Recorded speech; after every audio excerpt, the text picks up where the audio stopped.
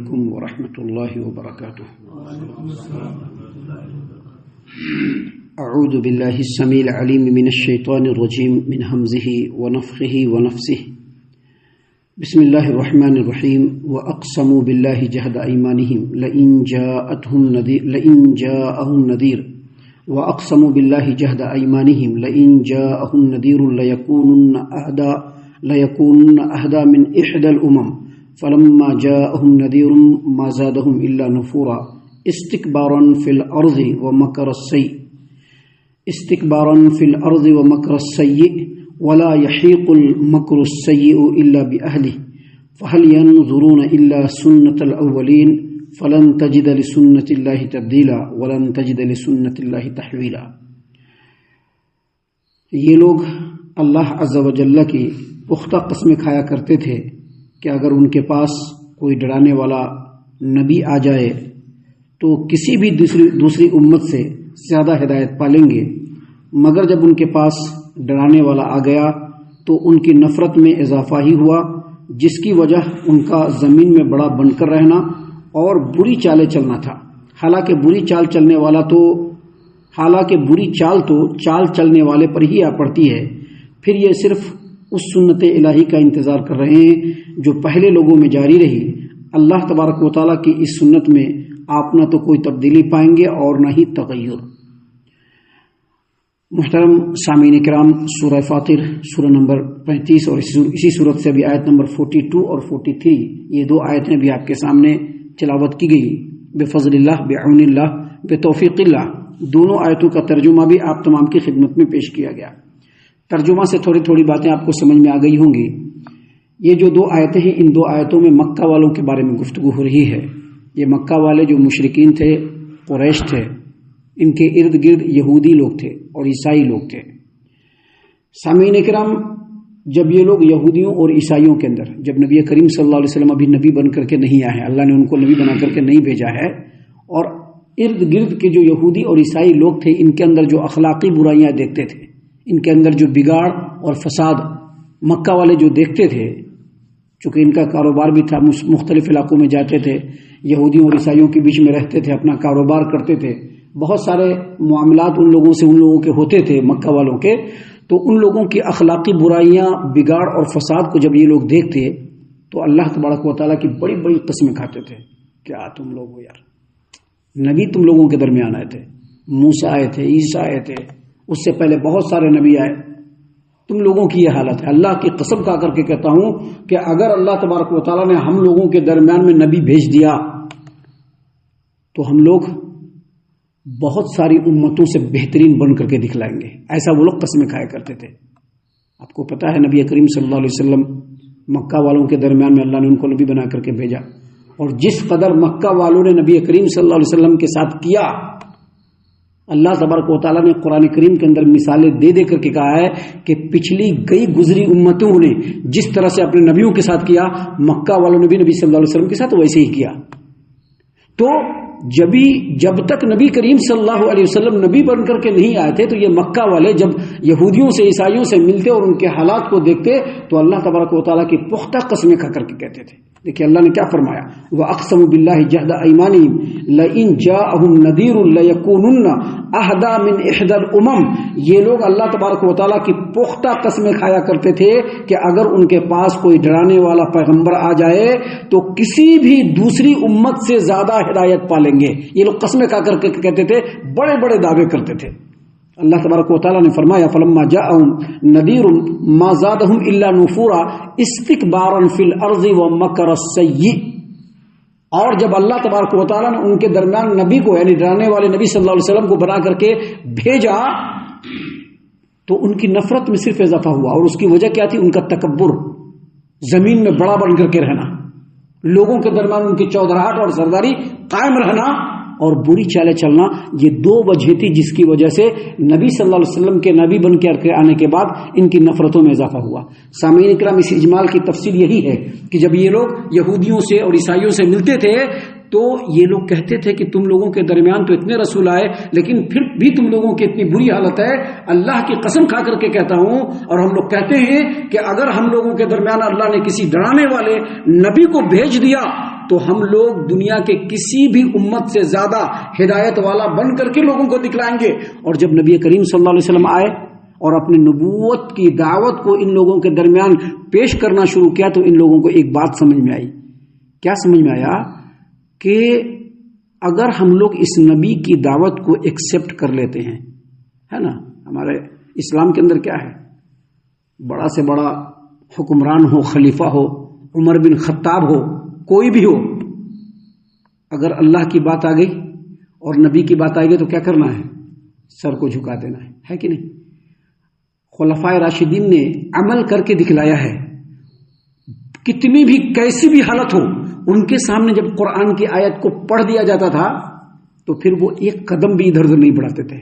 مکہ والوں کو یہ بات سمجھ میں آئی کہ اگر ہم لوگ اس نبی کے نبوت کی دعوت کو اگر ایکسپٹ کر لیں گے اور اس نبی کے اوپر ایمان لے آئیں گے تو اپنی جو سرداری ہے اور چودراہٹ جو ہے، اس سے ہاتھ دھو کر کے، اس سے دستبردار ہو کر کے اس نبی کا موتی اور فرما بردار بن کر کے رہنا پڑے گا.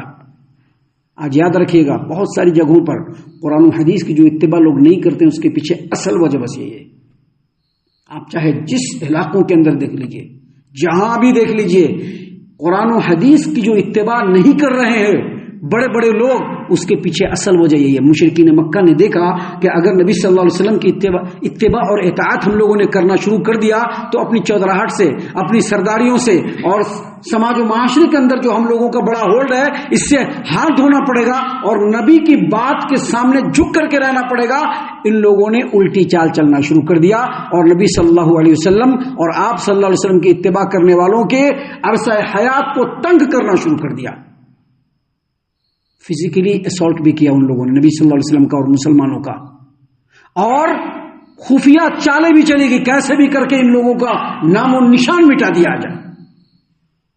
سامعین کرام، اللہ تبارک و تعالیٰ نے اسی بات کو یہاں پر کہا ہے کہ پہلے تو کہتے تھے کہ اگر ہمارے درمیان نبی آ جائے تو دنیا کی بڑی بڑی امتوں سے زیادہ ہم لوگ ہدایت یافتہ ہو جائیں گے. اور جب نبی صلی اللہ علیہ وسلم آ گئے اور آپ صلی اللہ علیہ وسلم نے اپنی دعوت کو پھیلانا شروع کر دیا تو ان لوگوں نے الٹی چال چلنا شروع کر دی اور نبی صلی اللہ علیہ وسلم اور نبی صلی اللہ علیہ وسلم کی اتباع کرنے والوں کے خلاف مختلف قسم کی چالیں چلنا شروع کر دی. اور جیسے جیسے نبی صلی اللہ علیہ وسلم کی دعوت لوگوں میں بڑھتی گئی اور جو سلیم الطبع لوگ تھے، جن لوگوں کی طبیعت کے اندر اچھائی تھی، خیر تھا، وہ جیسے جیسے نبی صلی اللہ علیہ وسلم کی باتوں کو مان کر قرآن و حدیث کے قریب آنے لگے، نبی صلی اللہ علیہ وسلم کے قریب آنے لگے، ان لوگوں کی نفرتوں میں اضافہ ہوتا گیا. کیوں اضافہ ہوتا گیا؟ کہ اگر سب لوگ مان لیں گے تو ہم لوگوں کی چودراہٹ ختم ہو جائے گی. اپنی چودراہٹ اور اپنی سرداریوں کو تحفظ دینے کے لیے ان لوگوں نے جو کرنا تھا کرنا شروع کر دیا، جیسی چالیں چلنی تھی چلنا شروع کر دی. اللہ تبارک و تعالیٰ نے اسی بات کو یہاں پر فرمایا اور کہا وہ اقسم باللہ جہد ایمانہم، یہ لوگ پختہ قسمیں کھایا کرتے تھے. کیا کھایا کرتے تھے؟ لئن جاءہم نذیر لیکونن اہدی من احدی الامم، اگر ہم لوگوں کے درمیان اللہ نے کسی نبی کو بھیج دیا تو دنیا کی بڑی بڑی امتوں سے زیادہ ہم لوگ ہدایت یافتہ ہو جائیں گے. فلما جاءہم نذیر، اور جب نبی صلی اللہ علیہ وسلم آ گئے، ما زادہم الا نفورا استکبارا فی الارض ومکر السیئ، صرف اپنے تکبر کی وجہ سے، سرداری کی وجہ سے اور اپنی بری چالوں کی وجہ سے یہ مشرکین مکہ کے نفرت میں اضافہ نبی صلی اللہ علیہ وسلم کے نبوت اور دعوت سے ہونا شروع ہو گیا. سامعین اکرام، آگے اللہ تبارک و تعالیٰ نے کلیئرلی کہہ دیا اور ہمیشہ یاد رکھنا چاہیے، ہر آدمی کو یاد رکھنا چاہیے، کنواں کھودنے والے کے آگے کنواں. جو کسی کے لیے گڈھا کھودتا ہے اس گڈھے میں کون گرتا ہے؟ گڈھا کھودنے والا ہی گرتا ہے. یاد رکھیے گا، ہمیشہ یاد رکھیے گا، یہ اللہ تبارک و تعالیٰ کی سنت ہے. جو کسی کے لیے گڈھا کھودے گا وہ اس گڈھے میں خود گرے گا، تھوڑا دیر سے صحیح لیکن گرے گا ضرور. اللہ تبارک و تعالیٰ نے کہا وَلَا يَحِيقُ الْمَكْرُ السَّيِّئُ إِلَّا بِأَهْلِهِ، اور بری چال چلنے والے چال انہی کے اوپر آ کر کے الٹی پڑتی ہے. جب وہ چال چلتے ہیں کسی کے لیے تو چال انہی کے اوپر پڑتی ہے. تو یہ حال مکہ مشرکین مکہ کا بھی ہوا. انہوں نے مسلمانوں کے خلاف، انہوں نے نبی صلی اللہ علیہ وسلم کے خلاف چالیں چلی، سازشیں کی، ہر طرح سے ان لوگوں نے نبی صلی اللہ علیہ وسلم کو اور آپ صلی اللہ علیہ وسلم کے متبعین کو نیچا دکھانے، ذلیل کرنے اور نام و نشان مٹانے کی کوشش کی. اللہ تعالیٰ نے نام و نشان کس کا مٹایا؟ مشرکین مکہ کا نام و نشان مٹا دیا. آج کہیں سے بھی مشرکین مکہ کا نام نہیں ہے. اگر کوئی نام لیتا بھی ہے تو مخالف کی شکل میں ہی لیتا ہے. اچھائی سے ان کا نام نہیں لیا جاتا ہے. تو اللہ نے فرمایا وَلَا يَحِيقُ الْمَكْرُ السَّيِّئُ إِلَّا بِأَهْلِهِ فَهَلْ يَنظُرُونَ إِلَّا سُنَّةَ الْأَوَّلِينَ فَهَلْ يَنظُرُونَ إِلَّا سُنَّةَ الْأَوَّلِينَ. تو کیا یہ صرف سنت الہی کا انتظار کر رہے ہیں جو پہلے لوگوں میں جاری تھی؟ یعنی جو مشرکین مکہ جو ہے، جو نبی صلی اللہ علیہ وسلم کی بات نہیں مان رہے ہیں، آپ کی اطاعت اور اتباع نہیں کر رہے ہیں، تو کیا یہ پچھلی سنتوں کا انتظار کر رہے ہیں جو اللہ تبارک و تعالیٰ نے پچھلی امتوں میں کیا؟ مطلب یہ ہے اس آیت کریمہ کے اس ٹکڑے کا کہ نبی صلی اللہ علیہ وسلم کی جو مخالفت یہ مشرکین مکہ کر رہے ہیں، آپ کے خلاف یہ لوگ سازشیں اور جو چال چل رہے ہیں، یہ کوئی نیا نہیں ہے. آپ صلی اللہ علیہ وسلم سے پہلے بھی جتنے انبیاء آئے ہیں، ایون موسیٰ علیہ السلام کی بھی مخالفت کی گئی، حتیٰ کہ عیسیٰ علیہ السلام کی بھی مخالفت کی گئی. اس سے پہلے جتنے انبیاء اس روئے زمین سے گزرے ان کی بھی مخالفت کی گئی. تو نبی صلی اللہ علیہ وسلم کی بھی مخالفت کی جا رہی ہے. اور جیسے پچھلی امتوں کے کمر کو توڑ دیا گیا، ویسے مشرکین مکہ کے کمر کو بھی توڑا جائے گا. یہ نبی صلی اللہ علیہ وسلم کی پچھلی سنت، یہ اللہ تبارک و تعالیٰ کی پچھلی سنت ہے.